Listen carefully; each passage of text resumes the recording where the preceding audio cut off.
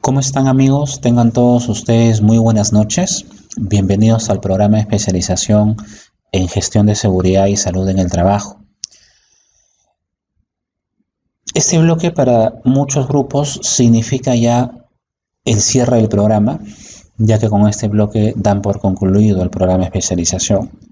Aquellos participantes que se han agregado durante el transcurso del programa, ya sea en el bloque 2, 3 o 4, no se preocupen, ustedes concluido este bloque número 5, podrán pasar por un proceso de nivelación que tiene la misma dinámica que los bloques que hemos venido cursando.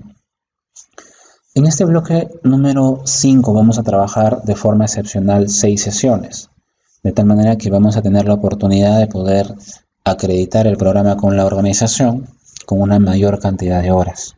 Y si usted adicional a eso desea acreditar el programa con la Universidad Nacional de Ingeniería, usted también podrá acreditar el programa con la misma cantidad de horas. Entonces, lo que buscamos un poquito al trabajar 6 sesiones es el de poder llegar al final del programa con una cantidad de horas que le permita a usted potenciar su perfil profesional, potenciar su currículum vitae y obviamente pues quedar prestos ante cualquier oportunidad laboral que se le presente. En esta sesión vamos a cursar un tema bastante interesante en la gestión de la seguridad y salud, es el tema de investigación de accidentes. Y acá hablaremos sobre la diferencia que existe entre lo que es un incidente peligroso, un accidente, la clasificación de accidentes, cuál es la perspectiva de la investigación de accidentes en el sistema de gestión de seguridad y salud en el trabajo, y por ahí quizás una de las metodologías más usadas para poder hacer investigación de accidentes, como es la metodología de causalidad de pérdidas. Esta sesión les ofrece a ustedes un certificado totalmente gratuito. No tengo todavía la información si es que las demás sesiones también van a tener los certificados gratuitos o no. Eso se estará estableciendo en el transcurso de la semana y lo estaré informando yo en la siguiente sesión, ¿no? Pero bueno, sí tengo confirmado de que si ustedes aprueban esta primera sesión, obviamente cuando ya salga la emisión de notas totales, usted tendrá este certificado dentro de los certificados denominados certificados gratuitos. Muy bien, nosotros hemos sido bastante insistentes con lo que busca el sistema de gestión, ¿no? Y hemos sido bastante insistentes porque hemos visto que en el mercado laboral, el mercado profesional tiene muchas deficiencias. Y tiene deficiencias porque muchos profesionales piensan que hacer seguridad y salud es solamente evitar que el trabajador accidente. Lamentablemente el boom de la seguridad y salud en el trabajo hizo de que muchas profesiones se introduzcan en esta área, cosa que es bueno en la medida en que se haga bien y es malo en la medida en que solamente vean una oportunidad laboral pero no una oportunidad para poder prepararse. Entonces, desde que se emitió la Ley de Seguridad y Salud en el Trabajo en el año 2011, se reglamentó en el año 2012, la demanda de profesionales fue tan alta que los profesionales formados en la especialidad, como ¿no? lo han sido los ingenieros de higiene y seguridad industrial, no podían pues acaparar todo el mercado. Entonces se empezaron a introducir profesionales de las diferentes especialidades, como son ingenieros ambientales, químicos, industriales, mineros, etcétera, y que hoy en día ya tienen muchos años trabajando en seguridad y salud, ¿no? Lamentablemente la cantidad de años te da experiencia en la gestión, pero cuando hay temas técnicos, si no te preparas, podrán pasar 10, 15, 20 años y nunca entiendes el agente físico o nunca entiendes el agente químico, ¿no? En ese sentido, el mercado laboral sí requiere profesionales que tengan una visión mucho más amplia, que no solamente piensen que hacer seguridad y salud es evitar accidentes, sino también entiendan que hacer seguridad y salud es evitar enfermedades. En ese contexto hemos sido, creo, bastante insistentes, ¿no? De, obviamente, pues, el gran deseo de que ustedes cuando salgan al mercado laboral o si ya se encuentran en el mercado laboral empiecen a marcar la diferencia con Esos profesionales que lamentablemente pues piensan que hacer la gestión de la seguridad y salud es hacer solamente un hiper C, ¿no? Hay mucho más allá es mucho más que eso. En ese proceso hemos definido nosotros constantemente al sistema de gestión de seguridad y salud en el trabajo como la forma correcta en la cual administramos los elementos de la organización con los objetivos claros, que es evitar que el trabajador accidente y es evitar que el trabajador enferme. Tanto el proceso de seguridad, que está orientado a que el trabajador no accidente, y el proceso de salud, que está orientado a que el trabajador no enferme, pasan por una etapa bastante importante en el sistema de gestión, que es la etapa en la cual usted estudia el proceso y a su trabajador. Y estudiamos al proceso y al trabajador para precisamente poder identificar cómo es que este proceso puede hacer que la persona se accidente. Cómo es que este proceso puede hacer que la persona enferme. Entonces tenemos que identificar nosotros todo aquello que le pueda hacer daño a la persona. Eso que le puede hacer daño a la persona lo hemos denominado nosotros peligros. Y podríamos darnos con la sorpresa de que usted podría tener un puesto de trabajo con diferentes peligros. No solamente va a existir un peligro, podrán existir 3, 4, 5, 10 o 20 peligros. Y una vez que usted los identifica, usted pasa a otro proceso, que es un proceso en el cual mediante algún método, mediante alguna metodología, usted establece cuál de estos peligros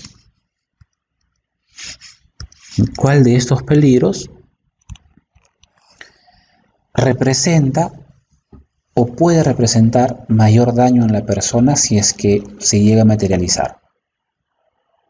Usted puede tener 20 peligros, pero ¿a cuál le va a dar mayor prioridad? ¿Cuál de ellos tiene mayor significancia para usted? Esa forma en la cual usted va a ver cuál es más peligroso, lo denominamos nosotros evaluar el riesgo. La evaluación de riesgo tiene ese objetivo, poder saber cuál de estos peligros realmente es el más peligroso, valga la redundancia, o puede generar mayor impacto en el trabajador. Y estos peligros, absolutamente todos, hay que controlarlos. Porque si usted no los controla, en cualquier momento esos peligros se materializan en un accidente. Y en base a este proceso de identificar lo que le puede hacer daño a la persona, de evaluar el riesgo y establecer el control, nosotros extraíamos como resultado de esto nuestra planificación o nuestro planeamiento. Y nuestra identificación o nuestro planeamiento era nuestra estrategia preventiva.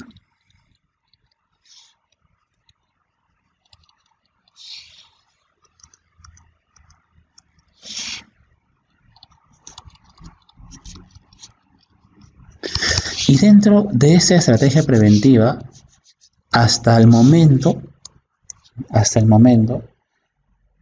estamos haciendo todo para evitar que el trabajador accidente. Sin embargo, hay organizaciones que tienen implementado muy bien su sistema de gestión de seguridad y salud en el trabajo y, oh sorpresa, tienen accidentados, oh sorpresa, tienen enfermos, oh sorpresa, tienen personas que fallecen como causa de un accidente de trabajo. Y la pregunta es, ¿por qué? ¿Por qué si tengo implementado mi sistema de gestión tengo accidentes? ¿Por qué si tengo mi política, tengo mi comité, tengo mi hiper y tengo los demás procedimientos, he tenido muertos en mi sistema de gestión? Y esto pasa porque estos procesos a veces no se entienden muy bien o se toman tan a la ligera que cuando no se realizan de forma adecuada, traen precisamente eso, la consecuencia de que el trabajador se termina accidentando o que el trabajador se termina enfermando. Imagínese que usted, en ese análisis que hace del proceso, cuando usted está analizando el proceso y empieza a identificar todos los peligros que le puedan hacer daño a la persona, existe un peligro que no lo llega a identificar, por X razones. De repente lo hizo rápido, de repente confiamos mucho en el trabajador, o tomamos toda la información que nos da su jefe inmediato y no lo evaluamos y no lo verificamos. Imagínense que haya un peligro que no hayamos identificado. Todos los demás que están identificados están controlados. Hay una barrera que son sus controles que van a permitir que esos peligros que sí puedo identificar no le hagan daño a la persona. Pero ¿qué de ese peligro que no identificamos? En cualquier momento ese peligro se materializa en un accidente. Entonces, ¿qué hizo mal usted a este proceso de identificación de peligro? No identificó correctamente todos los peligros. O de repente los quiso hacer usted solo. Y tenga bastante cuidado, porque mirar no es lo mismo que hacer. Yo puedo mirar cómo opera el trabajador. Desde un punto de vista externo, usted puede identificar muchos peligros, pero no es lo mismo mirar que hacer. Por eso es muy importante la opinión del trabajador. Y la opinión también del jefe inmediato, porque el jefe inmediato tiene otra visión, tiene una visión mucho más técnica, una visión mucho más general, que nos va a permitir plantear adecuadamente los controles cuando ya hagamos obviamente pues el proceso de evaluación de riesgos.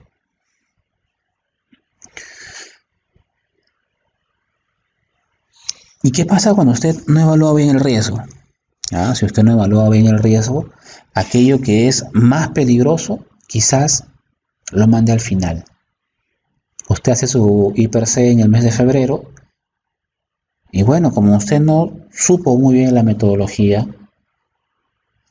como usted no sabía plantear muy bien el método que le permitía saber cuál era más peligroso o no, aquello que era más peligroso lo mandó al final sin querer queriendo. ¿Y qué significa que aquello que es peligroso usted lo mande al final? Significa que el trabajador durante todo ese tiempo que no está siendo controlado está interactuando con ese peligro. Y en algún momento el trabajador se puede accidentar. Y otra de las grandes deficiencias viene aquí, en el planteamiento de los controles. ¿Y por qué en el planteamiento de los controles? Porque pensamos que el IPRC es estático. Identificamos peligros, evaluamos riesgos y establecemos control. Y pensamos de que basta con colocar o implementar aquello que dice el IPRC en esta celda del control. El control es adecuado, nadie lo va a negar. ¿Lo sacamos del IPRC? Por supuesto. Pero no se trata solamente de agarrar esa guardia de seguridad y colocarla en la máquina y decir ya puse el control. A ese control que está aquí hay que hacerle seguimiento. ¿Y por qué tenemos que hacerle seguimiento? Para poder ver si es que realmente ese control es o no es eficaz. Porque si ese control no es eficaz, usted identificó el peligro, evaluó el riesgo, pero controló mal. Y si usted controla mal, esa guarda de seguridad que usted le puso, de repente tiene rejillas muy grandes, que el trabajador igual se apoya, introduce los dedos y se le amputó los dedos. Entonces ese control quizás no es el más adecuado. Pero nunca se va a poder dar cuenta si es que realmente usted no le hace seguimiento y no mide la eficacia de ese control. Entonces, estos procesos que aparentan ser muy sencillos y que realmente no son complicados, van a ser más eficientes en la medida en que usted los haga bien. Porque si en una de estas etapas del IPRC usted falla, la consecuencia la va a tener después. El trabajador se va a accidentar. No debería pasar nada para que el trabajador se accidente. ¿Por qué? Porque usted ha establecido su IPRC. Y el IPRC justamente busca eso, pues. Evitar que el trabajador accidente, evitar que el trabajador enferme. Y sin embargo siguen habiendo accidentes. No que el trabajador, si el trabajador tiene comportamientos inadecuados, eso también tienes que controlarlo, ¿no? Entonces muchas veces se le echa la culpa al trabajador. No, es que mi per se está bien, pero el trabajador es el que comete los actos inseguros. El trabajador puede cometer actos inseguros. Su sistema de gestión tiene que identificarlos también. Para eso existen programas como seguridad basada en el comportamiento.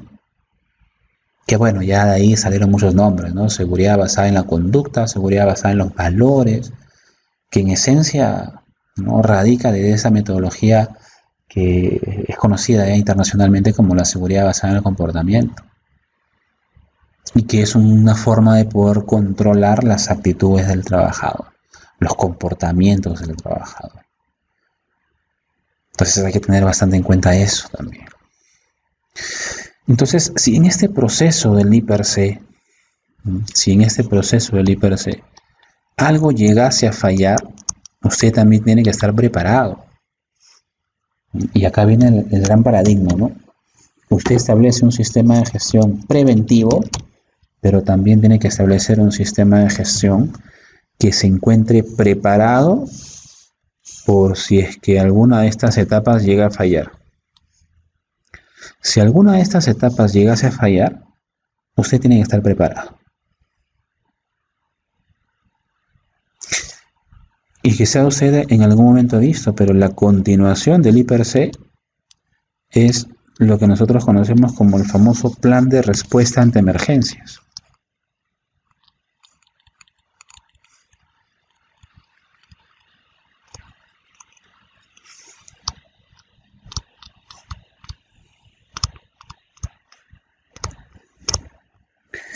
Muchas veces queremos hacer un plan de respuesta ante emergencias copiándonos el plan de una industria parecida a la nuestra.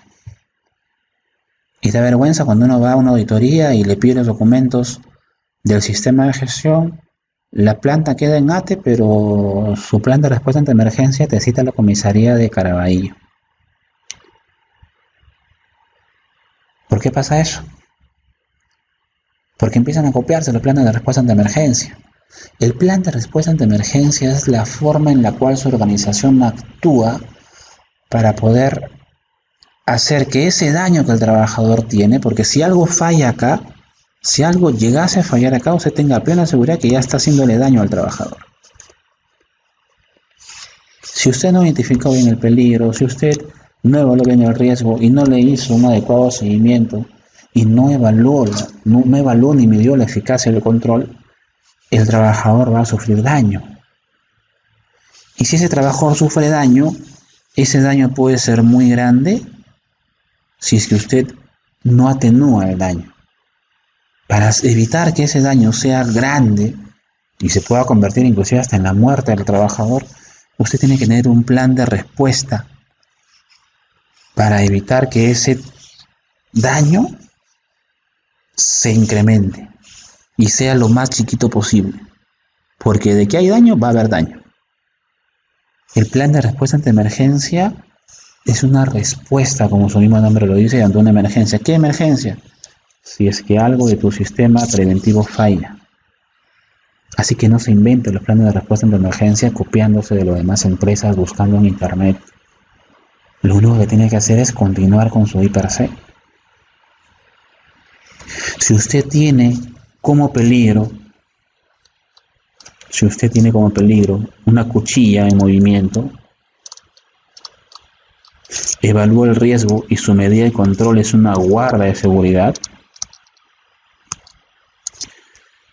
y quizás por ahí vino un mecánico y la guarda la retiró de la máquina y eliminó tu control, y el trabajador con esta cuchilla pues se sacó los dedos. El trabajador se amputó los dedos. Tienes que tener una respuesta ante esto. Porque el día en que el trabajador se ampute el dedo, tenga usted la plena seguridad que como gestor de seguridad y salud, los ojos van a estar puestos en usted. Porque las personas piensan de que usted es médico, que usted es bombero, que usted es ingeniero. Las personas tienen esa idea de nosotros, que nosotros vamos a hacer magia con el accidentado. Y si el accidente es de gravedad, la gente está gritando, el accidentado está convulsionando, por ahí ya hubieron desmayados. Usted tiene que prepararse ante eso. El plan de respuesta ante emergencias tiene que estar diseñado para poder minimizar esos daños que me generan, ¿qué cosa? Los peligros identificados. Si es que yo no tengo ningún peligro que me genere una quemadura, no me puedo pasar pues capacitándome a toda mi brigada de seguridad solo con respecto a quemaduras. Y a veces pasa que el encargado de seguridad y de salud se pregunta, ¿y ahora en qué capacito? Vamos a hacer extintores. Y se pasa haciendo extintores todo el año. ¿Qué es importante? Es importante, nadie lo va a negar. Pero tienes que ir formando tu brigada de seguridad en los peligros más recurrentes, en esos peligros que te generen mayor nivel de riesgo. Entonces, si tienes usted un peligro que es la cuchilla, una cuchilla industrial que te puede generar la amputación, pues tu brigada tiene que estar preparada para esa amputación. Entonces, el plan de respuesta ante emergencia, vuelvo a repetir, y es, valga la redundancia, la respuesta que usted le va a dar ante una emergencia. ¿Cuál es la emergencia? Que tu hiper falle. Ya sea porque no identificaste bien el peligro, porque subestimaste el riesgo, o sea, evaluaste mal el riesgo, o planteaste mal el control, no le hiciste seguimiento del control, no hiciste inspecciones. Tienes que estar preparado no solamente para hacer acción preventiva, sino también tienes que estar usted preparado para poder actuar cuando ya pase el accidente. Entonces, el plan de respuesta ante emergencias. Y el plan de respuesta ante emergencia tiene 3 etapas muy bien marcadas en cualquier sistema de gestión, ¿no? Que es el antes, que es el durante y es el después. ¿Qué se hace antes de la emergencia? Antes de la emergencia tratamos de evitar la emergencia. ¿Qué hacemos? Prevención. ¿Qué tenemos que hacer? Un adecuado seguimiento del hiperse. Pero como ya sabemos que en algún momento algo puede fallar de esto, como ya sabemos que algo puede fallar, nos vamos preparando para la emergencia.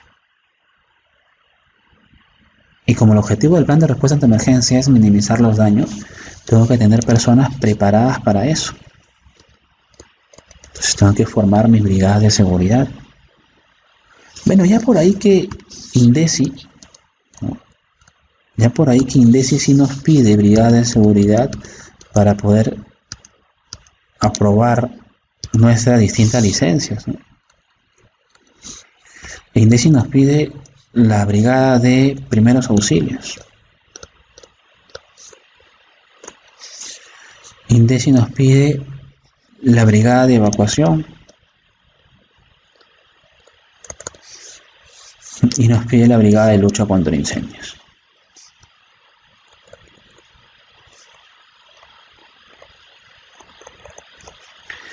Ya si usted es una industria química, nos van a pedir una brigada de materiales peligrosos.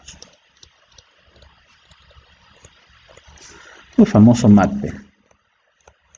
Programa de especialización que seguramente estaremos abriendo en las semanas próximas, porque es todo un mundo el tema de materiales peligrosos. Entonces, acá usted va formando sus brigadas. ¿En qué temas lo voy a capacitar? Ya sabemos. Entonces tengo que ir entrenando a estos señores. Los tengo que ir entrenando. Entonces les voy a dar formación. Entonces, a ellos se les da capacitación. Pero no puedes formar usted una brigada solamente capacitando, viendo PowerPoint, viendo videos. Hay que hacer entrenamientos con ellos.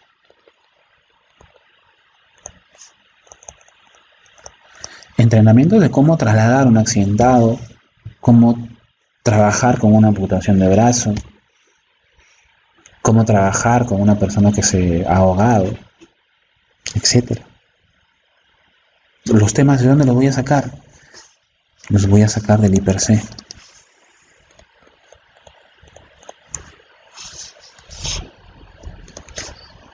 También será importante analizar, obviamente, pues, el contexto de la empresa, ¿no?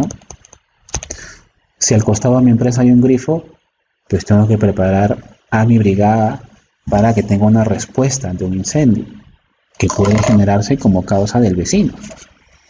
Pero no olvidémonos que gran parte del plan de respuesta ante emergencia nos va a salir también del IPRC.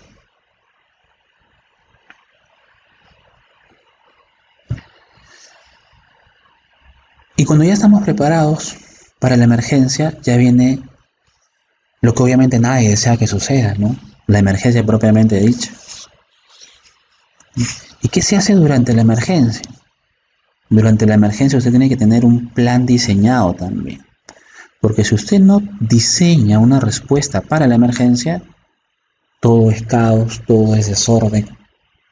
Y donde hubo un accidentado quizás van a haber 2 o 3 o 4. Y en toda emergencia podemos seguir este criterio que utilizan los bomberos. El famoso PAS. ¿Y qué significa el PAS? Proteger, avisar y socorrer. ¿Proteger a quién? ¿Al accidentado? Es importante proteger al accidentado, pero más importante que proteger al accidentado es protegerse a uno mismo. Imagínese pues que usted está trabajando en un laboratorio. Imagínese que usted está trabajando en un laboratorio. Usted se va al baño y cuando regresa, ve por la ventana. Cuando usted está regresando del baño, ve por la ventana que su compañero está tirado en el suelo. ¿Qué pasó? Emanó un gas tóxico. En un laboratorio hubo un mal control y emanó un gas tóxico. La persona está muriéndose y está con los ojos amarillos y toda su cara está pálida y se está muriendo y usted no tiene cómo ingresar. ¿Se dejaría usted llevar por la emoción de salvar a su amigo sabiendo que a los 2 o 3 minutos usted va a estar con él? Entonces no se puede dejar llevar por las emociones. Y el proteger no es proteger al accidentado, porque si usted intenta proteger a esta persona accidentada, usted va a ser un accidentado más. Y quizás, si es que tengamos que lamentar una muerte, tengamos que lamentar 2 muertes. Entonces, la primera orientación del proteger es protegerse a uno mismo. O sea, tienes que protegerte a ti mismo. Si es que usted está protegido, recién usted puede pretender proteger al accidentado. Pero si usted no se protege a sí mismo, preferible no intente proteger al accidentado, porque donde hay un accidentado pueden haber 2 accidentados y donde hay un muerto pueden haber 2, 3 o 4 muertos. Y ese es un criterio elemental para cualquier sistema de reacción. Bien, entonces nos protegemos a nosotros mismos, protegemos al accidentado y protegemos al entorno. Tenemos que también tener un proceso para poder avisar. ¿Avisar a dónde? Avisar al entorno. Avisar a esa brigada de seguridad que está ocurriendo una emergencia. Para eso la organización tendrá que establecer cuál es su mecanismo para poder avisar una emergencia, para poder comunicar que está ocurriendo una emergencia. En muchas plantas industriales se utilizan los pulsadores. Entonces, si yo estoy en la zona de despacho y ocurre una emergencia, un atropello, un derrumbe, un amago de incendio, automáticamente voy al pulsador, aprieto el pulsador y emite una alarma sonora. Esa alarma sonora activa a los brigadistas. Automáticamente los brigadistas, de forma inmediata, acuden a la garita de vigilancia. Obviamente no van a acudir al lugar de la emergencia porque no saben de dónde proviene la emergencia. Lo único que tienen hasta ese momento es una alarma sonora. Automáticamente todos se dirigen a la garita de vigilancia porque en la garita de vigilancia hay un tablero de control. En ese tablero de control se puede identificar de dónde está viniendo la alarma, dónde fue pulsado, ¿no?, este sistema de emergencia, dónde se activó el pulsador de emergencia.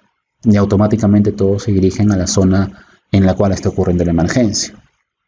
Ya si la organización tiene más recursos, obviamente pues estos paneles, ¿no?, que tienen toda la identificación de las áreas, se pueden colocar también en la planta. Relativamente caro, pero hay organizaciones que también lo tienen.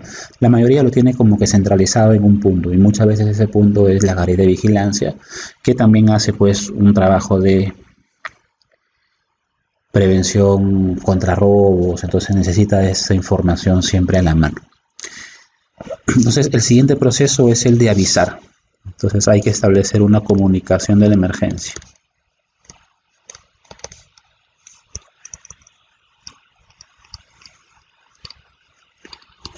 Y si es que tenemos conocimiento, solo si tenemos conocimiento, procedemos a socorrer. Entonces en socorrer obviamente atacamos con primeros auxilios. Pero para poder establecer primeros auxilios hay que haber sido formado en esto. Hay que tener conocimientos para poder hacer la labor de primeros auxilios. Imagínense que usted quiere hacer una reanimación. No tiene la menor idea cómo hacerlo. De repente termina fracturando a la persona. Hay que tener conocimientos específicos para poder establecer este proceso del socorrer. Entonces, durante la emergencia, seguimos esta secuencia, ¿no? Proteger, avisar, y si es que hay conocimientos, socorremos. Se supone que si usted ya avisó, automáticamente la brigada se acercó al lugar para establecer el socorrer. ¿Usted puede ayudar? Sí puede ayudar, pero solo si tiene conocimiento de. Solo si es que usted tiene conocimiento de. Me hace recordar mucho que en un laboratorio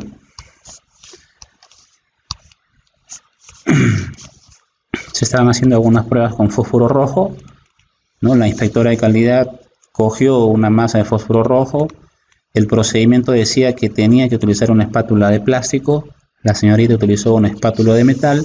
El metal hizo contacto con el fósforo rojo y a la pequeña fricción se empezó a incendiar. Se empezó a quemar el laboratorio. La señorita hizo muy bien porque automáticamente evacuó. Y mientras que ella estaba dando el proceso de avisar, estaba tratando de avisar la emergencia, acá había un personal de limpieza que estaba barriendo, vio la emergencia y cogió el primer extintor que vio a la mano. Cogió su extintor, se acercó a la emergencia y empezó a soltar el extintor. En vez de ayudar, lo único que hizo es que el fuego sea mucho más grande y se quemó todo el laboratorio. ¿Por qué pasa esto? Porque no saben, pues. Si usted no sabe establecer la respuesta, no la haga. Utilizó el extintor inadecuado. No todos los extintores están diseñados para lo mismo. Por ejemplo, para el fósforo rojo usted no puede utilizar un extintor de CO2. Si usted utiliza un extintor de CO2, lo que hace es aviva mucho más al fuego. Pero muchas veces ese deseo de querer ayudar hace que la persona, en vez de ayudar, te genere una mayor emergencia. Ya cuando llegaron todos los brigadistas, ya no era un amago incendio chiquito, ya era un incendio de regulares proporciones. Entonces ya esto no se podía atacar con extintores, tuvieron que recurrir a las mangueras. Y obviamente después de eso se hace un proceso de investigación. Conclusión: la persona utilizó un extintor inadecuado. ¿Quién autorizó que utilice el extintor? Nadie. Se dejó llevar por la emoción. Y hay empresas en las cuales está prohibido utilizar los extintores. Solamente los brigadistas lo pueden utilizar. Eso también lo tiene que ir marcando usted en su plan de respuesta ante emergencia. ¿Usted va a permitir que todos los trabajadores utilicen los extintores? Hay empresas que sí lo tienen abierto, cualquiera lo puede utilizar. Hay empresas que no, sobre todo las que trabajan con productos químicos, porque un extintor puede generar una reacción que en vez de poder minimizar el daño lo agrande. Y hay que tener bastante consideración también de eso. Pero bueno, son circunstancias que usted pues irá viendo dentro de su experiencia profesional. Y el después ya es una etapa en la cual se establecen las reflexiones. En el antes me preparo, en el durante protejo, aviso, socorro, y en el después, bueno, en principio siempre está primero la persona, por lo tanto hay que hacer aquí un seguimiento adecuado de la persona. Hay que hacer un seguimiento, obviamente, pues del accidentado,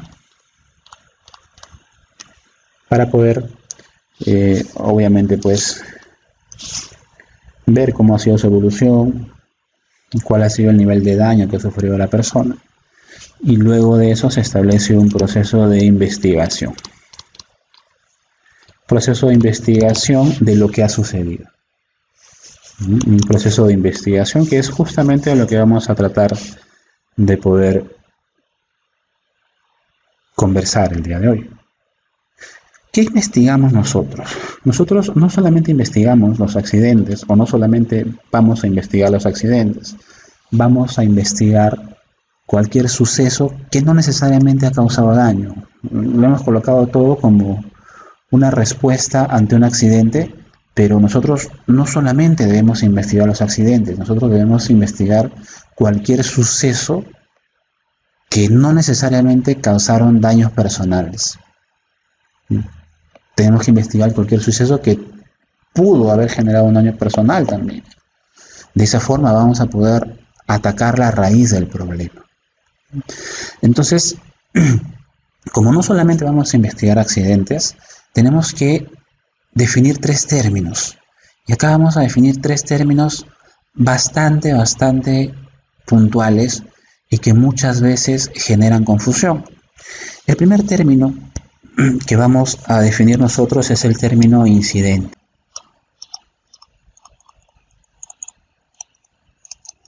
El segundo término es el término de incidente peligroso.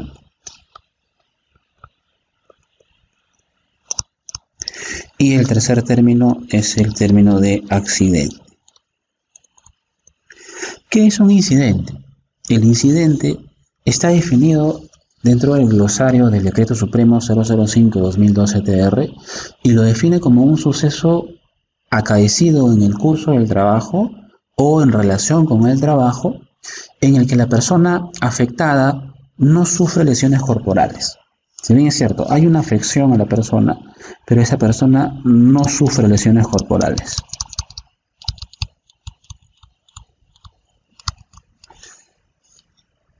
O si es que los llegase a sufrir,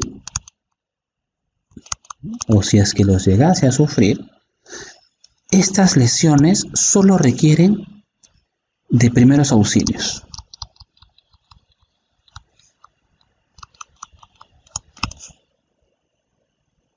Por ejemplo, si usted está caminando por el almacén, al costado de usted o al lado de donde usted está caminando hay cargas que están apiladas,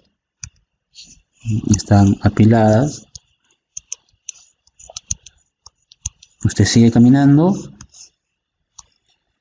da un paso más y la carga cae. Al suelo. A usted no le pasó nada de milagro. De milagro no le pasó nada. 2 segundos hacia atrás y toda la carga le caía en su encima. De milagro no le pasó nada a usted. Eso es un incidente. Usted no sufrió lesión corporal. ¿Se tiene que investigar eso? Por supuesto.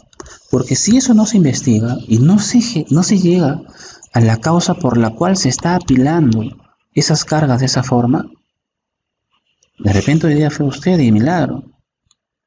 Mañana puede ser usted mismo y no puede tener la misma suerte. O pasado puede ser otra persona que también camina por ese lugar. Y si no se llega a la raíz por la cual se está apilando realmente la carga de esa forma, en cualquier momento eso se convierte en un accidente. Ya, eso es un incidente, es un suceso en el cual usted no sufre lesiones corporales. Otro ejemplo de incidente. O de repente usted está subiendo las escaleras y se tropieza. Se tropieza. Se raspa la pierna. Bueno, se llegó a raspar la pierna, lo llevan al tópico y le dan primeros auxilios.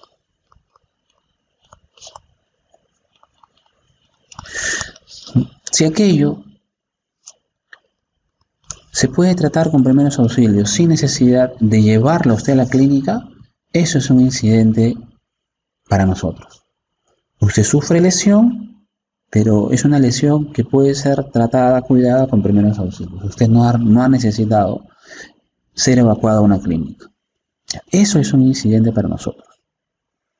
Es aquel suceso acaecido en el trabajo o con ocasión del trabajo en el cual usted no sufre lesiones corporales, o si es que lo llegase a sufrir, es suficiente el cuidado de primeros auxilios para su recuperación. El incidente peligroso es un tipo de incidente que es todo suceso potencialmente riesgoso que pudiera causar lesiones o enfermedades a las personas en su trabajo o a la población. Es parecido al incidente, pero hay algo bien especial con los incidentes peligrosos. Al igual que el incidente, ese también puede causar lesiones,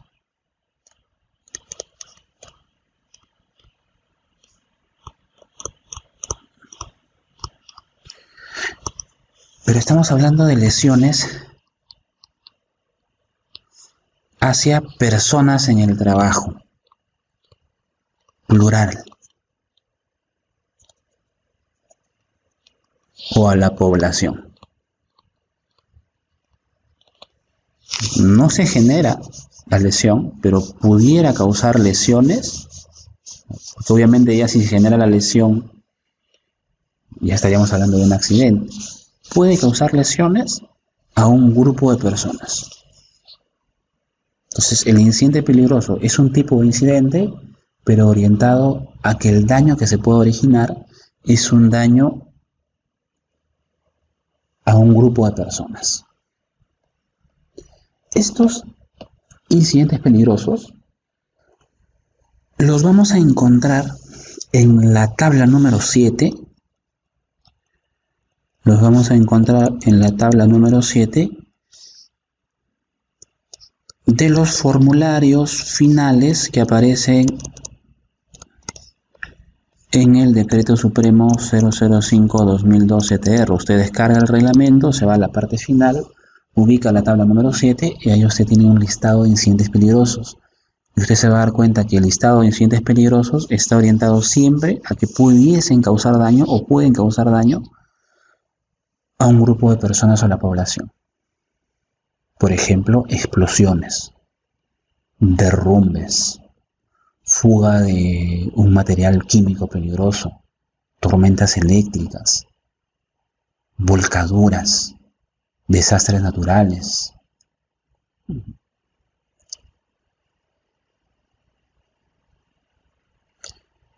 Le recomiendo que para su evaluación usted tenga esa tabla en la mano, ¿ya? Le recomiendo que para la evaluación usted tenga esa tabla en la mano. Lo vuelvo a repetir, esa tabla es la tabla número 7 que está en el Decreto Supremo 005/2012 TR, Reglamento de Seguridad y Salud en el Trabajo. Por ejemplo, los incendios en el centro de trabajo también son considerados como un incidente peligroso. Bien, entonces ahí vemos un poquito la diferencia entre lo que es un incidente en general y lo que vendría a ser un incidente peligroso. Con eso, ahora sí vamos a definir nosotros qué es un accidente. Ya vimos por ahí la definición de accidente que nos daba la norma técnica del seguro complementario de trabajo de riesgo. Acá, en el reglamento de seguridad y salud del trabajo, también vamos a tener nosotros la definición de accidente. Y se define accidente de trabajo como todo suceso repentino que se produzca como acción o con ocasión del trabajo que genera en el trabajador una lesión orgánica. Entonces, en accidente de trabajo, ya se genera acá una lesión orgánica.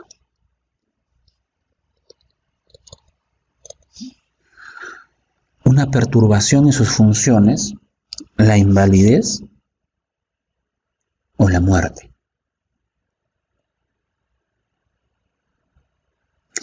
Y tenemos tres tipos de accidentes de trabajo.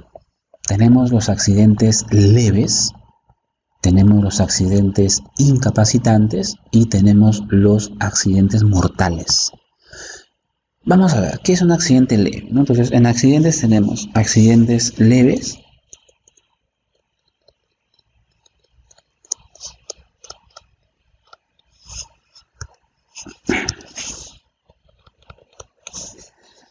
tenemos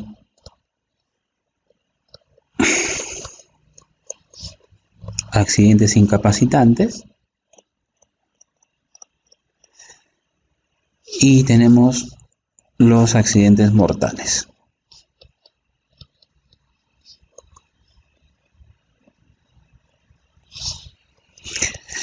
¿Cómo se define un accidente leve? Un accidente leve se define como aquel suceso cuya lesión genera en el accidentado un descanso breve, con retorno máximo al día siguiente en sus labores habituales. O sea, sufre una lesión, sí, sufre una perturbación funcional, pero si el trabajador se accidenta un jueves, tiene que regresar automáticamente al día viernes a trabajar. Si sucede eso, eso es considerado un accidente leve. La ventaja de los accidentes leves para la gestión de seguridad y salud en el trabajo, y está en la ley y su reglamento, es que no se contabilizan para efecto de las estadísticas.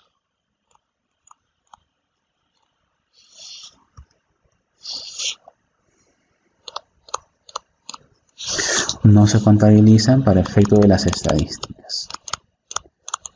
Ya usted demarcará si esto es bueno o malo. Porque su organización puede tener 10 accidentes leves y cuando usted ve las estadísticas, 0 accidentes con descanso médico. O sea, para efecto de sus estadísticas generales, los accidentes leves no se contabilizan. Ojo con ese dato, ¿eh? Vuelvo a repetir.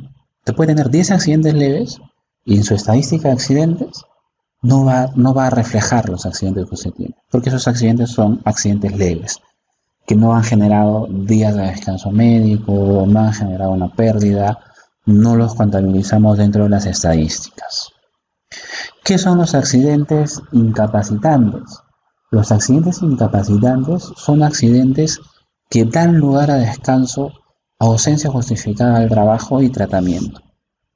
Estos accidentes incapacitantes también tienen su propia definición. Se clasifican en accidentes incapacitantes total temporal,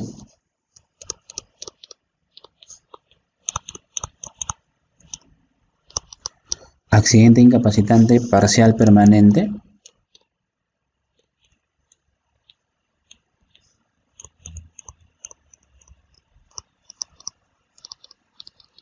y accidente incapacitante total permanente.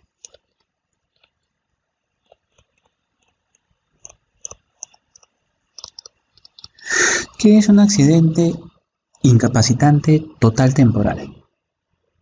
Es cuando se genera en el accidentado la imposibilidad de poder utilizar su organismo. Se le tiene que dar tratamiento médico hasta que el trabajador se recupere. Por ejemplo, una fractura. Si el trabajador se fractura el pie, no puede utilizar el pie hasta que pase por un tratamiento. Entonces es un accidente que le está generando una incapacidad total temporal, solo por un tiempo. A diferencia de los accidentes incapacitantes parciales permanentes. Los accidentes parciales permanentes se dan cuando la lesión genera la pérdida parcial de un miembro u órgano o de las funciones del mismo. Por ejemplo, el trabajador sufrió el derrame de un producto químico y el producto químico le cayó en el ojo. Le hicieron el lavado de ojo, lo llevaron a la clínica, le hicieron tratamiento, pero no ve al 100% del ojo izquierdo. Perdió parte de la visión. No ha perdido toda la visión completa, pero perdió parte de la visión. Perdió parte de la visión. Eso significa que la incapacidad que tiene es parcial, pero es permanente porque ni con tratamiento la va a volver a recuperar. A diferencia de la total permanente. En un accidente incapacitante total permanente se da cuando la lesión genera la pérdida anatómico-funcional total de un miembro u órgano o de las funciones del mismo. Se considera a partir de la pérdida del dedo meñique. Por ejemplo, se dio el derrame del producto químico y la persona perdió completamente la visión del ojo izquierdo. Perdió toda la vista, perdió toda la función del órgano. A diferencia del anterior, donde le cayó el producto químico y perdió parte de la visión. El ojo quedó medio dañado, pero algo podía ver. En cambio, en el total permanente pierde absolutamente toda la función. Entonces, ejemplo de accidente incapacitante parcial permanente. Pérdida parcial de la visión. Pérdida parcial de la visión en el ojo izquierdo. Y en el total permanente,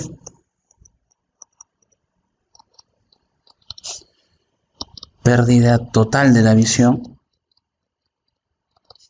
de ese mismo ojo izquierdo. Totalmente diferente. Y el accidente mortal, su mismo nombre nos lo va a decir. En el accidente mortal, la persona, o se produce la muerte de la persona.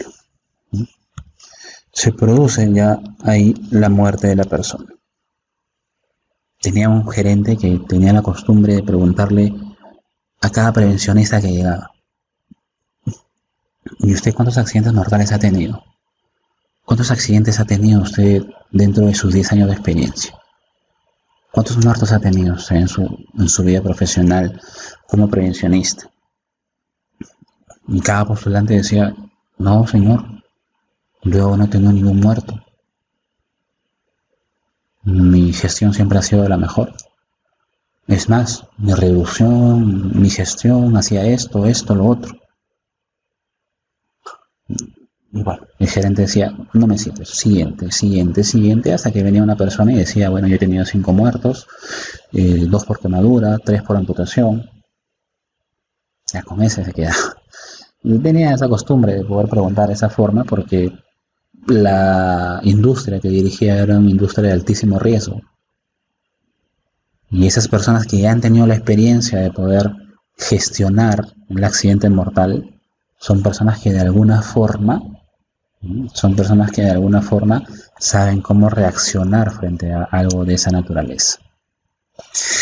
Pero bueno, ya es un tema bastante discutible, ¿no? Entonces, estos términos que están aquí, por favor no lo vaya a confundir: incidente peligroso, accidente y los tres tipos de accidentes que tenemos: accidentes leves, accidentes incapacitantes y los accidentes mortales. Ahora, dentro, obviamente, pues, del marco de tu giro de negocio, cuando suceda algún tipo de accidente de trabajo, hay que reportarlo, existe la obligación de la notificación. Si usted tiene un accidente mortal, si usted llegase a tener un accidente mortal, que obviamente pues nadie espera tener un accidente mortal, si usted llega a tener un accidente mortal, y ojo, no solamente un accidente mortal, o si es que usted también llega a tener un incidente peligroso, ya sabemos que es un incidente peligroso, usted como organización está en la obligación de reportarla dentro de las 24 horas.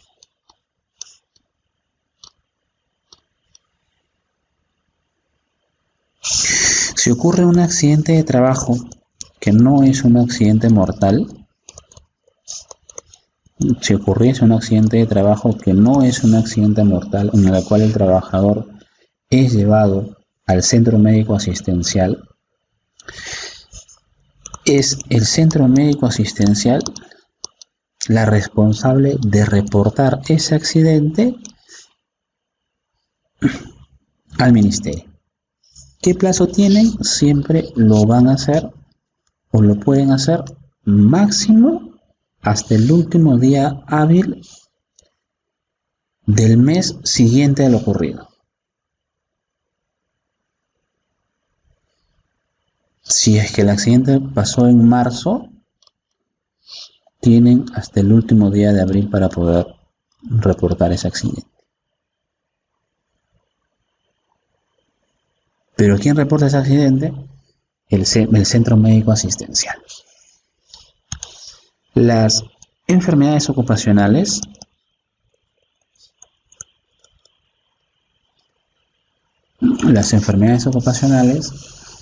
son reportadas también por el centro médico asistencial, y para eso tienen un plazo de 5 días hábiles después que se conoce el diagnóstico.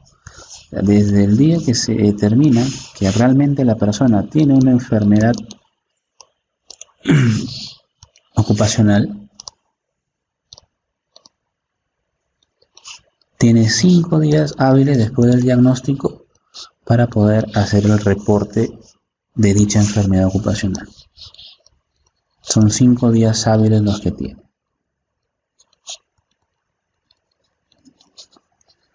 Entonces, es importante conocer los términos y también pues conocer las responsabilidades con respecto al reporte. Nosotros estamos en la obligación de reportar los accidentes mortales, los incidentes peligrosos.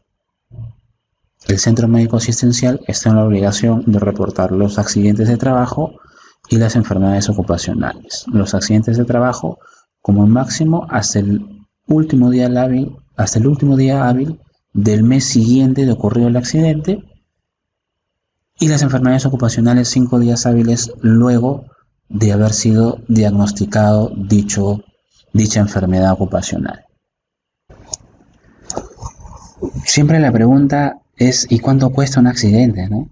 El cálculo de un accidente muchas veces es muchísimo más de lo que se piensa.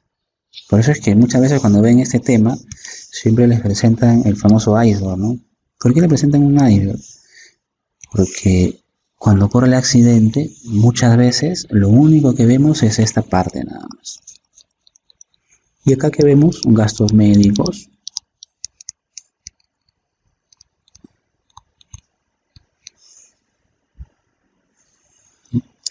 y por ahí algún gasto asegurado o alguna póliza que se tenga que pagar. Cuando ocurre un accidente, jóvenes, hay muchísimo más que eso. Muchísimo más que solamente el gasto del accidente. Imagínense pues que Juan se amputó la mano. Entonces, ¿se imagina el impacto que puede generar la amputación de la mano en un proceso de producción? Imagínense que sea un proceso de producción en línea, donde proceso 1 alimenta el proceso 2 y alimenta el proceso 3, alimenta el proceso 4. se accidenta, se amputa la mano en el proceso 1, automáticamente para toda la línea de producción. ¿Qué daños se está produciendo ahí? A los equipos. Si estás hablando de un proceso continuo de alimentos, a la materia prima. Absolutamente todo se desecha. Imagínate que estés fabricando galletas. Absolutamente todo se desecha.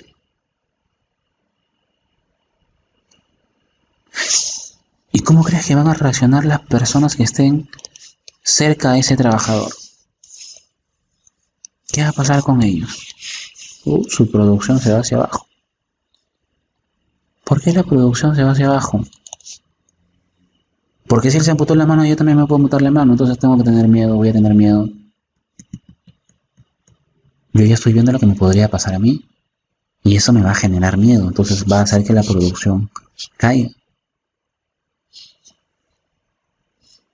Y si este trabajador se amputa la mano, por lo menos va a estar 5 meses de descanso médico. ¿Y hay que pagarle sueldo? Hay que pagarle sueldo. Bueno, hay una subvención de salud, sí, hay una subvención de salud, pero prácticamente, porque son alrededor de 20 días, que la empresa tiene que pagar el sueldo. Entonces usted asume el sueldo de los primeros 20 días.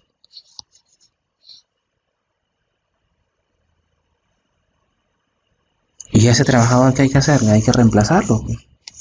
La producción no va a parar. Hay que seguir. Entonces hay que buscarle un reemplazo al trabajador. Y ese reemplazo de frente lo vamos a meter en un proceso tan complicado, difícil, que hay que establecer un proceso de entrenamiento.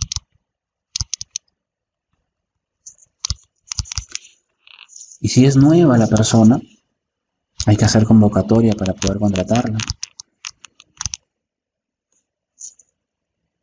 Hay que pagarle su examen médico. Hay que pagarle su uniforme. Hay que contratarle el SSTR. Y no vamos a colocarlo de frente, ¿no? Si es una persona en entrenamiento, tendrá que ir con una persona más antigua. Y a esa persona más antigua hay que pagarle horas extras.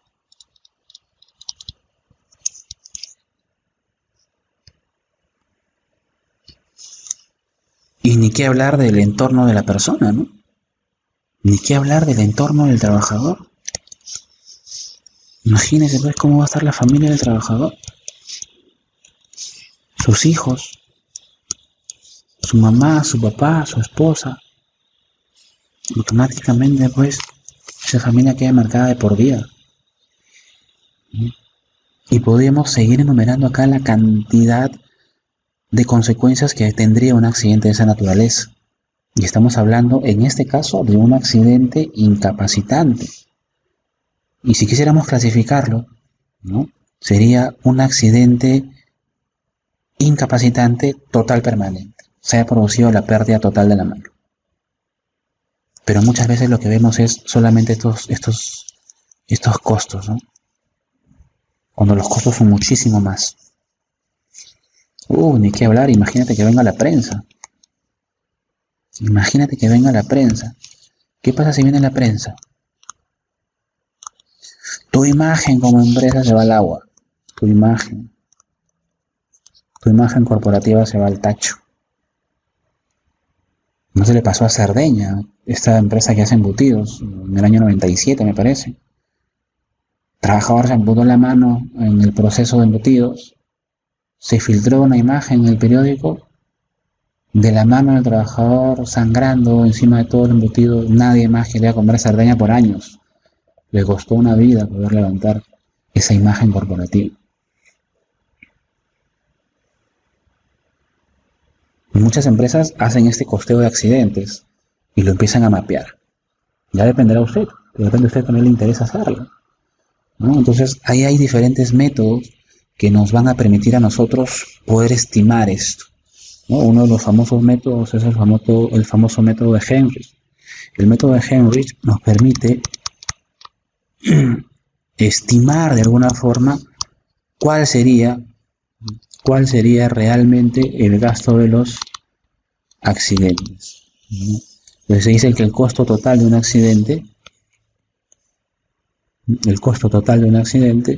es el costo directo, o sea, eso que vemos nosotros, más una constante o un multiplicador de ese costo directo.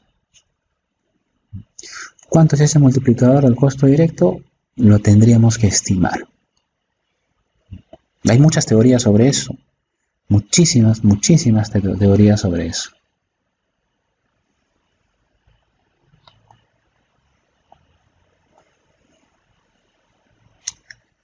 Bueno, ya sería un poquito rayarnos más sobre esto, pero existe una relación importante. O sea, no es solamente lo que se ve aparentemente, no es la puntita del iceberg, ¿no? Hay muchísimo más. Y esas variables son lo que vemos aquí, que usted lo tendrá que cuantificar para su empresa. De repente su proceso no es un proceso en línea, pero también lo puede cuantificar. Entonces es muy difícil poder predecir cuál es el costo real y que ese costo va a aplicarse a todas las organizaciones, pero sí, de alguna forma usted lo puede costear para su propia organización. Entonces, ¿qué tenemos que hacer? Evitar que ocurran los accidentes. No olvidemos que desde el punto de vista de gestión de seguridad y salud, muchas veces ven al tema de seguridad solamente como un área que genera gasto. Pero ¿cuál es la visión de la seguridad y salud? Evitar accidentes y enfermedades. Y esa orientación de poder evitar accidentes y enfermedades está alineada a la visión estratégica de la empresa. ¿Cuál es la visión estratégica de la empresa? La visión estratégica de la empresa es maximizar los recursos, tener mayor rentabilidad. Pero si ocurre un accidente, obviamente pues la rentabilidad va a caer. Si ocurre un accidente, la rentabilidad va a caer. Entonces hay que trabajar sobre esto. Si bien es cierto, nosotros no generamos dinero directo a la organización, podemos precisamente ayudar a la visión estratégica de la empresa, evitando que la organización pierda recursos a través de los accidentes o enfermedades. Porque acá estamos viendo que un accidente te puede traer abajo la imagen total de la organización. Absolutamente. Y experiencias sobre esas empresas que han perdido absolutamente toda su imagen corporativa por efectos de accidente, hay muchísimos. Sobre todo los alimentos. ¿Quién va a querer consumir un alimento en el cual pues ya viste que el trabajador ha perdido un brazo y que está ahí toda la sangre y que de repente pues en el chorizo, en el hot con la jamonada que te estés comiendo, ya te da pues hasta temor, miedo y asco quizás en algunas personas. Entonces hay que tomar en cuenta esto. Existe un estudio famoso con respecto a la proporción entre los incidentes, accidentes leves, los accidentes incapacitantes y los accidentes mortales. Este análisis lo hizo el famoso Frank Beard. ¿Qué es lo que hizo Frank Beard? Frank Beard lo que hizo fue estudió alrededor de 1.750.000 accidentes, es 1.758.000 y algo, no recuerdo exactamente el número, pero fue alrededor de 1.750.000 accidentes. De este 1.750.000 accidentes, él estableció una proporción que luego fue corroborada en otros estudios. La proporción es bastante conocida. Y se estableció que por cada 600 incidentes se producían 30 accidentes leves. Bueno, ya sabemos que es un accidente leve. Por cada 30 accidentes leves se generaban 10 accidentes incapacitantes.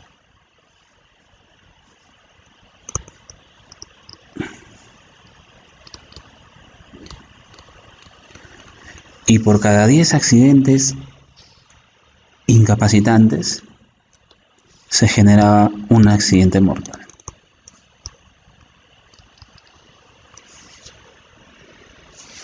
He ahí la importancia de poder atacar los incidentes. Si usted elimina los incidentes, no se van a producir accidentes leves, no se van a producir accidentes incapacitantes y no se van a producir accidentes mortales. ¿Por qué? Porque el incidente es ese casi accidente. Si usted elimina ese casi accidente, no se va a producir el accidente. Pero hay que eliminar ese incidente. Entonces, no solamente tenemos que investigar los accidentes, tenemos que evitar los incidentes a toda costa. Para eso usted tiene que motivar a que se investiguen los incidentes. Y muchas veces los incidentes solamente quedan en los trabajadores, ¿no? El trabajador con su máquina, por ahí que la máquina le golpeó el dedo o casi le corta el dedo, pero el trabajador se queda callado. Entonces van aumentando los incidentes. Ese es un incidente, van aumentando. Pero como no se investigan porque el trabajador nunca lo reporta. ¿Qué tiene que hacer usted? Motivar a que el trabajador reporte los incidentes. Tiene que motivarlo a que reporte el incidente. Entonces hay muchas empresas que sí, que tienen un procedimiento especial para eso. Entonces se diseña un procedimiento de gestión. Un procedimiento de gestión especial para que las personas reporten incidentes. Recordemos que un procedimiento de gestión es la forma en la cual la organización se va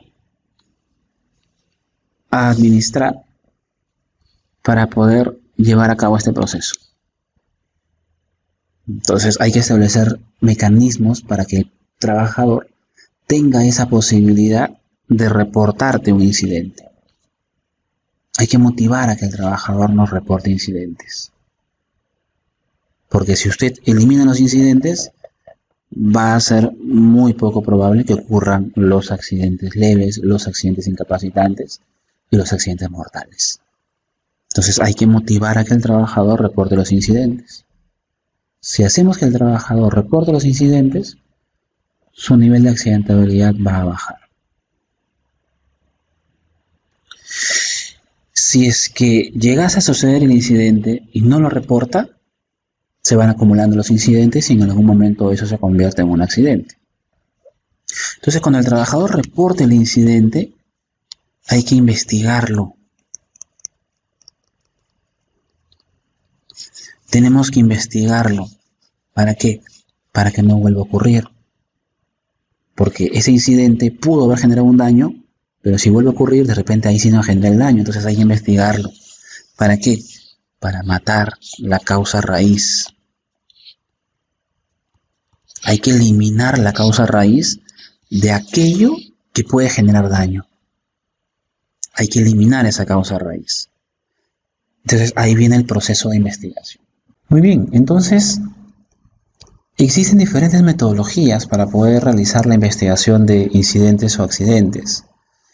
Podemos citar a la metodología ICANN, la metodología de causalidad a través de un diagrama de árbol, el diagrama de Ishikawa, la metodología de los 5 porqués. Y ya que hemos hablado hace un momento sobre la pirámide de Frank Bird, se me viene a la mente una de las metodologías más usadas en la gestión de la seguridad y salud en el trabajo para la investigación de incidentes o accidentes, y esa es el modelo de Frank Bird llamado la teoría de causalidad. ¿Qué establece Frank Bird en la teoría de causalidad? Frank Bird establece en la teoría de causalidad que una pérdida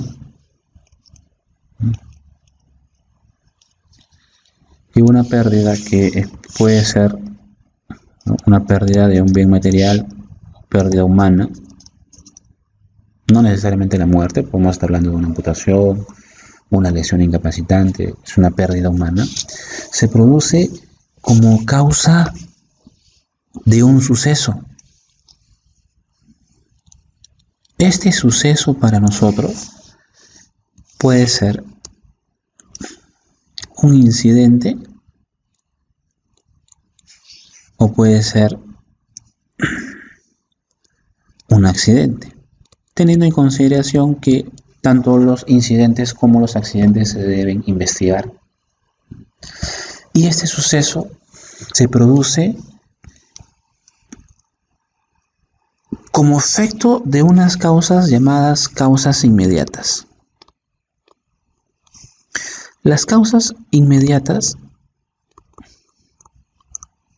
son las que van a producir este efecto que puede ser un incidente o un accidente. Y esas causas inmediatas, de repente usted ya las ha escuchado en algún momento, son los famosos actos inseguros de la persona. También pueden ser las condiciones inseguras. Sobre los actos inseguros y condiciones inseguras, también llamadas causas inmediatas, existen muchos estudios que señalan que el 90% de accidentes se producen por actos inseguros.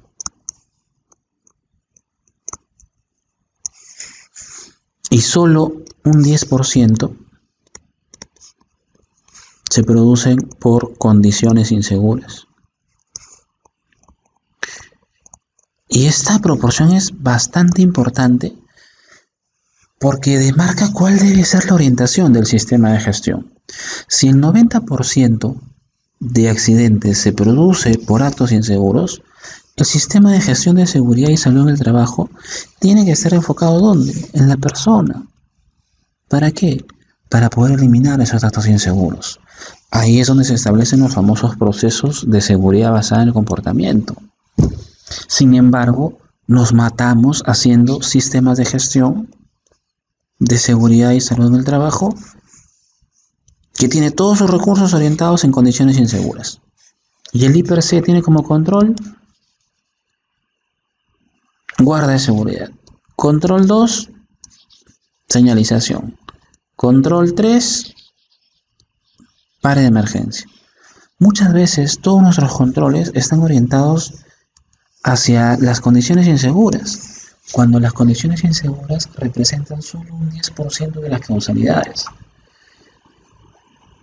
Este es un claro indicador que el sistema de gestión tiene que estar orientado a trabajar con las personas, porque el sistema de gestión de seguridad y salud en el trabajo, a diferencia de los otros sistemas de gestión de la calidad del sistema de gestión ambiental, está enfocado en la persona.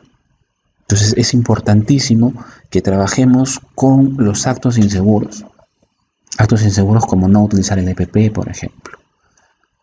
Actos inseguros como intervenir la máquina cuando ésta se encuentra en funcionamiento o en movimiento.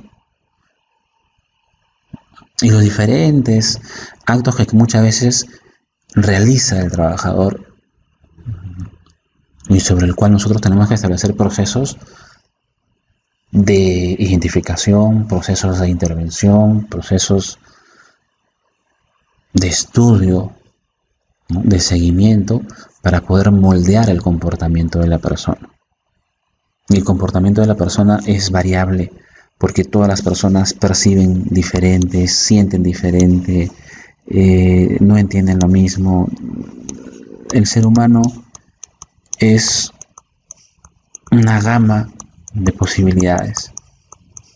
El comportamiento de una persona de 60 años que está pensando en su jubilación no es el mismo comportamiento de una persona de 40 años que ya tiene cierta estabilidad emocional, familiar. Tampoco es el mismo comportamiento de una persona de 30 años que justamente está buscando esa estabilidad, y mucho menos el comportamiento de una persona de 19 años cuya orientación en algunos casos está de repente en la ropa, en un buen celular, etc. Entonces hay ciertos factores que van a hacer pues que los comportamientos de las personas sean totalmente diferentes, ¿no? Y siempre usted tiene que establecer un programa que le permita atacar a las personas, atacar en el sentido de poder saber llevar a las personas. Si usted no tiene manejo de personal, usted no tiene manejo de personas, es muy difícil que usted tenga éxito en el sistema de gestión. Es muy difícil. Muchos dicen, bueno, si no se comportan bien, los sanciono. La sanción es uno de los peores controles que usted debe establecer. Cuando usted sanciona, se está poniendo un cartel en el pecho indicando de que usted no está en la capacidad de poder llevar a la persona a lo que usted quiere. Es un cartel en el pecho diciendo que esta falta de liderazgo la voy a suplir sancionando a la persona. En minería, hoy en día, para poder amoldar los comportamientos, se establece un proceso de intervención. Un proceso de intervención en el cual usted se acerca al trabajador cuando se identifica el acto inseguro, pero no se acerca al trabajador para poder hacerle una recriminación delante de todos, no para poder recriminarle el comportamiento, sino para actuar de forma distinta. Y cuando usted se acerca al trabajador y el trabajador ya lo ve llegar a usted, el trabajador comete un acto inseguro, usted lo identifica y el trabajador ya está pensando, ya se les metió en la cabeza, ya tiene en la cabeza la primera excusa para que cuando usted llegue como encargado de seguridad y salud se la dé. Y excusas se las van a inventar a cada rato. Pero ¿qué pasa si usted llega al trabajador y en vez de hablarle del acto inseguro que está cometiendo, usted le hace una pregunta tan sencilla de ¿cómo estás? ¿Cómo te encuentras?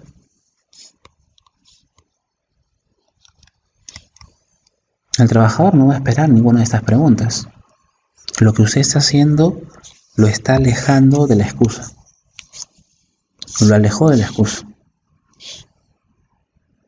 Y en el trabajador se genera un shock mental, porque él estaba pensando de que usted le iba a indicar el acto inseguro que le estaba cometiendo y él ya tenía la excusa perfecta. Y una pregunta tan sencilla de ¿cómo estás? De cómo te sientes, cómo te encuentras, cambia absolutamente el abordamiento hacia la persona. Usted humaniza el acto de la persona, no lo recrimina, lo humaniza. Y si a eso usted le pregunta, no le hace una pregunta que quizás a nivel personal muy pocas personas lo realizan, ¿no? Y tuve oportunidad de poder ver el shock mental de que se produce porque lo hicimos una vez en un auditorio. Es una pregunta tan sencilla de ¿cuál fue el mejor momento que tuviste ayer? ¿Usted se imagina preguntarle eso a un trabajador que estaba cometiendo un acto inseguro? ¿Cuál fue el mejor momento que tuviste el día de ayer?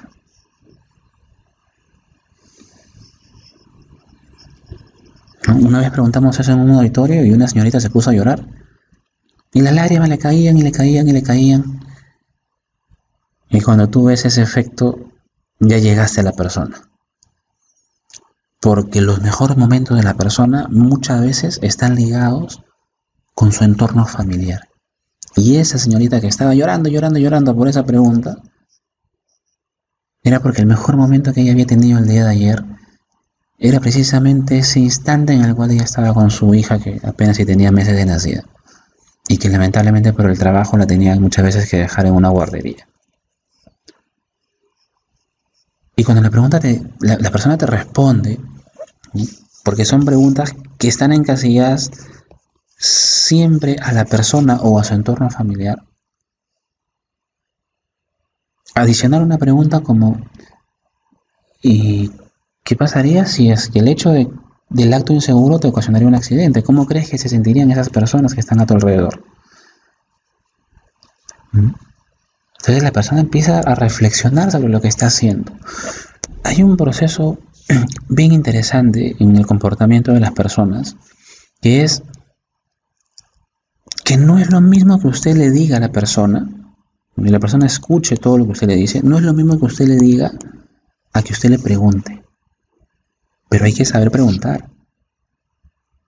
Tú le puedes decir a la persona toda su vida ahí. Es más, tú le puedes dar la mejor lección de seguridad. Entra por la izquierda, sale por la derecha. Pero si usted conversa con la persona, a través de preguntas que en principio la saquen del estado en el que está, la introduzcan en un estado totalmente diferente, en un estado totalmente reflexivo. El proceso ya no se da solamente a través del sistema auditivo, se da a través del sistema auditivo, pero para que la persona te pueda responder tiene que haber atravesado ese proceso a través de todo su cerebro. Y no solamente a través de todo el cerebro, sino a través de todo el sentir. Porque muchas veces en estas preguntas, obviamente hay que saber hacerlas, empezamos a tocar temas mucho más sensibles, que lo que van a hacer es, van a ayudar a que la persona reflexione. Y esa persona cuando reflexiona, ella misma te dice cuál es el comportamiento adecuado. Porque si tú le preguntas a la persona, ¿y cómo crees que se sentiría tu esposa si es que te accidentases? Y la persona va a empezar a reflexionar las consecuencias de... Y no necesitas mostrarle un video con sangre, ni un video con una amputación, nada. La misma persona tiene sus propios recursos para poder salir adelante.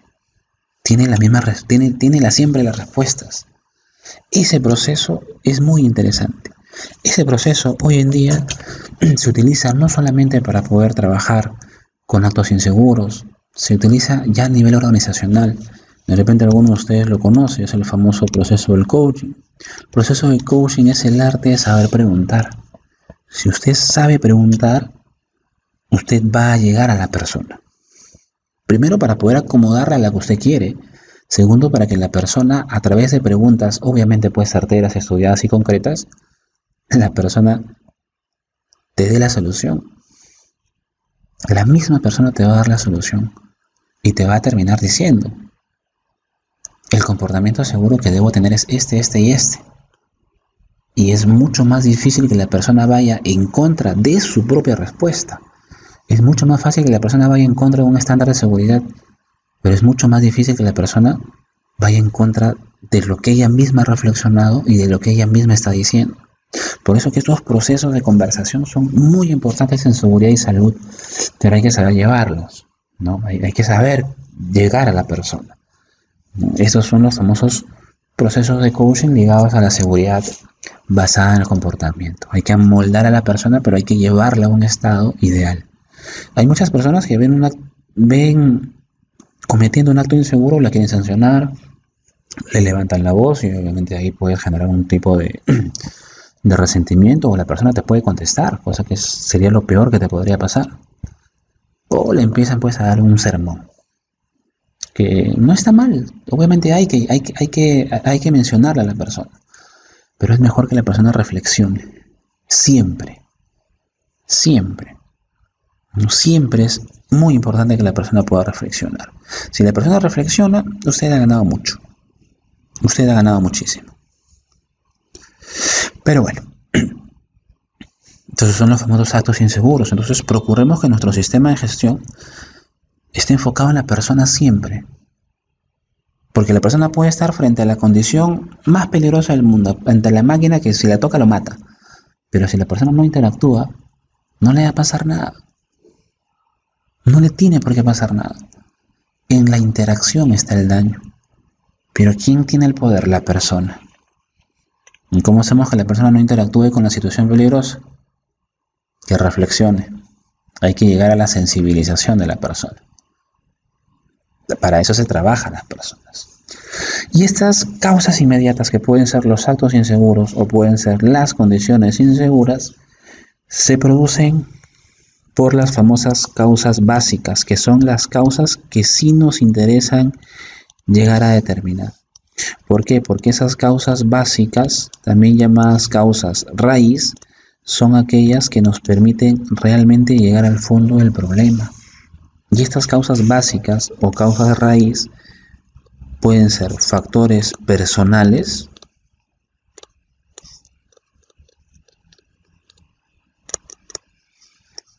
de repente la persona tiene todo un mundo interior destruido.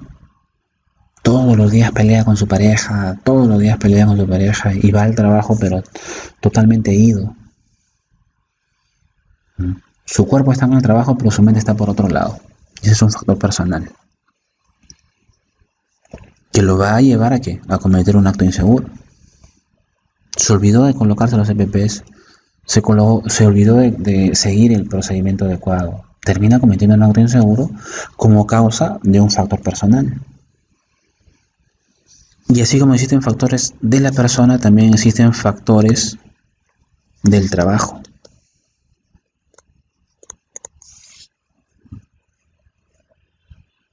De repente, pues el jefe inmediato de esa persona no le interesa el tema de seguridad, entonces las condiciones inseguras van a estar por doquier, porque el jefe inmediato es aquel que tiene que atacar esas condiciones inseguras, pero como al jefe inmediato le va y le viene, bueno, ese sí es un factor de trabajo.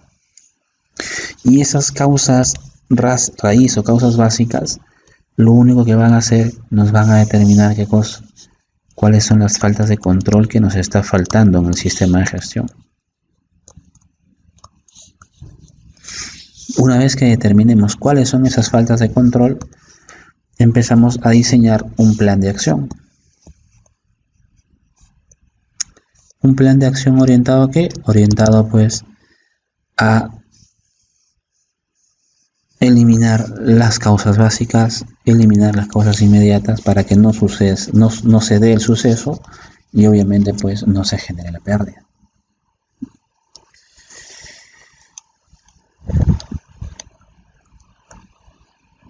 Hubo un accidente bastante conocido en el año 2016.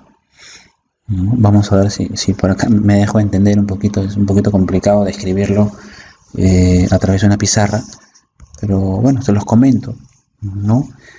Fue bastante conocido, salió en el periódico, un diario como Gestión, ¿no? Cualquier diario, pero hubo un análisis interesante en esos tiempos.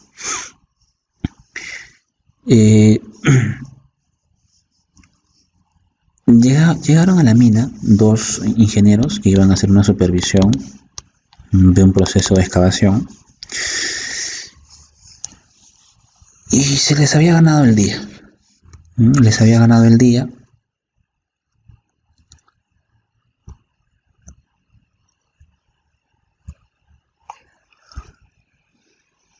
Les había ganado el día, pero ya tenían que retirarse al día siguiente, así que a pesar de que ya era tarde, decidieron hacer la inspección. Pero como en esas excavaciones que se estaban produciendo no había una iluminación adecuada, decidieron ir escoltados por una camioneta. Y en esa camioneta estaba el trabajador Luis. La única función de Luis era ir detrás a una velocidad obviamente bien bajita, que pues permita pues alumbrar el camino de estos dos ingenieros que iban a hacer la inspección y un ingeniero residente que iba obviamente pues a hacer toda la explicación del proceso de excavación y cómo se estaba llevando este proceso de minería. Luis, un trabajador sin ningún tipo de problemas, un trabajador intachable, nunca había sido sancionado, nunca había cometido actos inseguros, tenía pues un currículum vitae dentro de la organización, ¿no? Sin ningún tipo de problemas. Y de un momento repentino acelera el vehículo y atropella a estos dos visitantes, a estas dos personas que iban a hacer la inspección. La tercera persona sale herida y estas dos personas lamentablemente mueren en el accidente y esta persona sale herida. Pasó en instante de segundo. Cuando se aborda a la persona, en este caso a Luis, que era la persona que conducía la camioneta, le preguntan qué pasó. Y él indica de que, bueno, estaba con el celular, se distrajo con el celular y sin querer apretó con el pie derecho el acelerador y terminó atropellando a esas tres personas. Automáticamente, pues, toda la organización se fue en contra de Luis. Pérdida, muerte de dos personas. Pérdida, muerte de dos personas. Suceso, un accidente. Causas inmediatas, actos inseguros. Acto inseguro y directo de Luis. Condiciones inseguras, falta de iluminación. Pero cuando usted hace una investigación y se queda en las causas inmediatas, nunca llega usted a la raíz del problema. Había un jefe de la unidad minera que había sido jefe de Luis. Lo conocía Luis muy bien y sabía lo intachable que había sido Luis durante toda su trayectoria en la unidad minera. Y a diferencia de lo que hicieron todos, él sí se acercó a Luis y de una forma más humana le preguntó qué era exactamente lo que había pasado. Y dentro de todo el momento de confusión, el tema de las sanciones o inclusive hasta el tema de que iba a ser denunciado por homicidio, Luis le confiesa a su ex jefe inmediato de que en ese momento en el cual él iba a apretar, en el momento en el cual él apretó sin querer el acelerador, él había recibido un mensaje de su pareja. ¿Y qué decía su pareja? Su pareja decía que se estaba yendo de la casa con sus 2 hijos. Y Luis entró en un shock, entró en un pánico, se desentendió del mundo y apretó el acelerador y terminó matando a las 3 personas. Y al ser un tema personal, también se trata de poder llegar a ver qué es exactamente lo que está pasando. Y ahí Luis empieza a decir que él ya tenía 6 meses trabajando de forma continua en la unidad minera, cuando el régimen era 20 por 10, o sea, él tenía que trabajar 20 días y salir 10 días. Pero ella tenía 6 meses metido en la unidad minera y no iba a su casa. Él estaba en Cajamarca, su familia estaba en Lima. Y ya su familia pensó que él no iba a regresar. Ya no era normal que él no regrese en 1 mes, 2, 3, ya eran 6 meses que él no regresaba. Entonces lo que hizo su pareja se fue de la casa llevándose a sus hijos. Y luego empezaron a investigar, ¿y por qué no salías? ¿Por qué no se respetaba esos 20-10? Y era porque el jefe actual de Luis siempre le pedía el favor de que se quede porque no conseguían un reemplazo. Se olvidaba de pedir el reemplazo, no encontraban a la persona idónea, y Luis, con el afán de ser un buen trabajador, con el afán de tener mayores oportunidades laborales que le permitan ascender en el trabajo, aceptaba y aceptaba y aceptaba.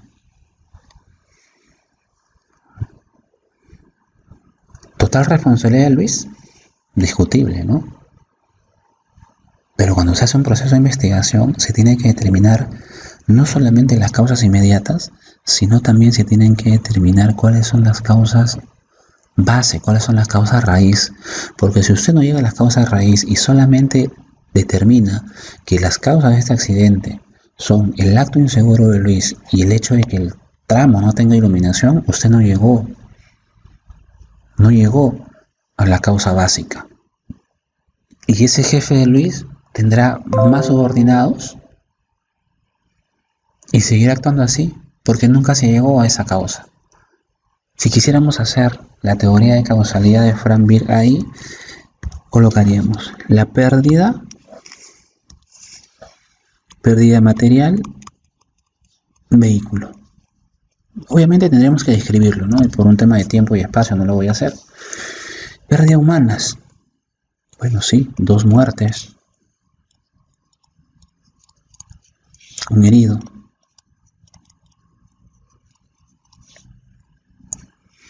Esa pérdida se da como raíz de un suceso. Sí, un suceso. ¿Cuál fue el suceso? El suceso fue un accidente. Y ese accidente, acá tendríamos que describir el accidente, ¿no? Siendo las 4 de la tarde, el colaborador Luis tal, estaba escoltando a la comisión inspeccionadora, etcétera, etcétera. Entonces acá describo el accidente. Pero este suceso se da como efecto de las causas inmediatas. Y esas causas inmediatas Esas causas inmediatas ya sabemos que son el acto inseguro y la condición insegura. Creo que el acto inseguro es claro, ¿no? El uso de celular en la conducción. La condición insegura, la falta de iluminación en el tramo. Si usted termina la investigación ahí, podrá tomar algunas acciones, pero quizás eso se vuelva a repetir.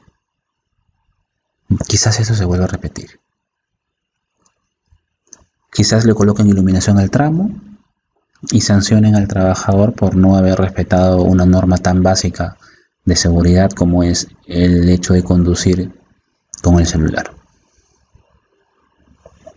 Entonces tenemos que llegar a investigar mucho más. Busquemos ahora las causas básicas o las causas de raíz. Y las causas raíz pueden ser factores de trabajo.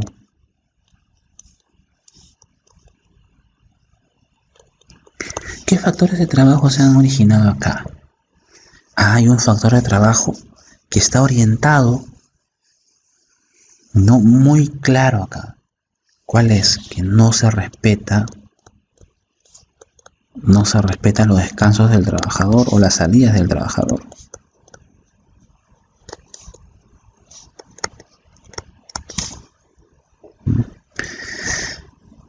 El jefe inmediato de Luis no tiene empatía con él. Un jefe que no tiene empatía es un peligro, ¿eh? No tiene empatía con sus trabajadores. El área de recursos humanos no procesa adecuadamente en los tiempos adecuados los procesos de selección. Si usted terminaba su investigación de accidente aquí, nunca iba a poder identificar esto. ¿Y pudo haber ocurrido otra vez? Por supuesto. ¿Hay factor de trabajo? También. No se están considerando las visitas de inspección, que a veces pueden caer en la mañana, en la tarde o en la noche. Entonces no se consideran. Acá, perdón, vamos a colocarle aquí. No se consideran las visitas. Las visitas pueden variar en horario. Y obviamente acá también hay factores personales, ¿no?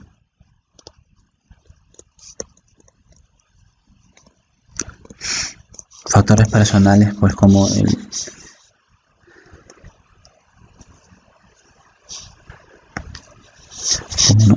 problemas familiares de Luis.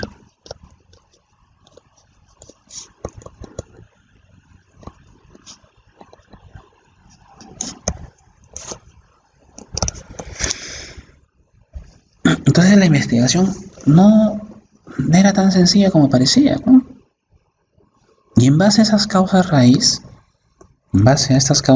que se han determinado, usted determina cuáles son esas faltas de control que le están faltando a su sistema de gestión de seguridad y salud. Hay que determinar cuáles son esas faltas de control.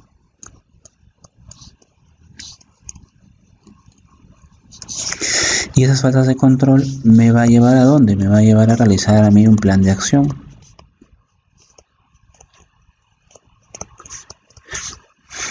Y el plan de acción está orientado ¿a qué? A hacer actividades que ayuden a eliminar las causas raíz. No se respetan las salidas de los trabajadores. Plan de acción. Hacer una reestructuración de esto. Y que realmente sí se respeten las salidas de los trabajadores. Entonces tienes acá una actividad.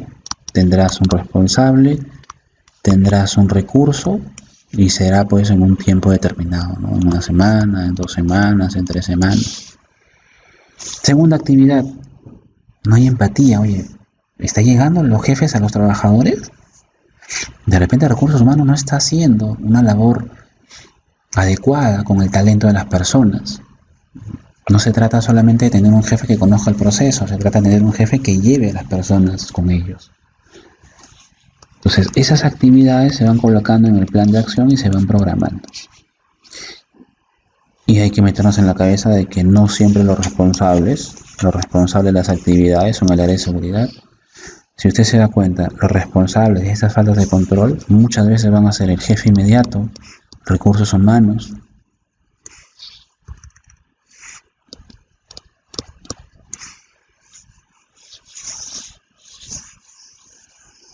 o inclusive hasta las intendencias, porque, oye, ¿qué está pasando con las visitas? ¿Se están programando adecuadamente las visitas? ¿O se está tomando el primer avión para poder ir a visitar y a ver qué pasa?